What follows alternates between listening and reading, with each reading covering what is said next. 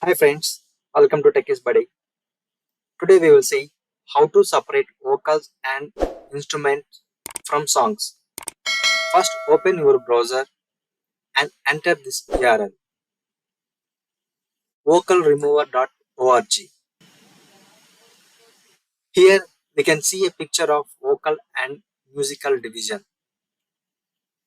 Please click on browse my files button and select which song you would like to split into the vocals and instrumental track.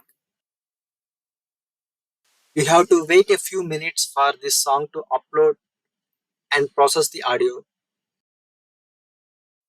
which is then splitted into separated tracks.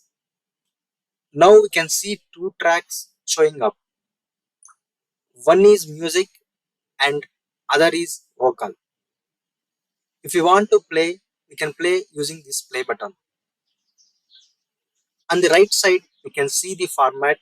Here there are WAV and MP3 formats.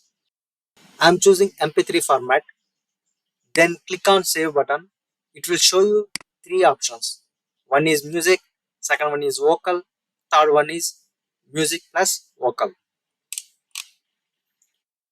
If you click on music, it will download the music track. Similarly, click on the vocal option, will download the vocal track.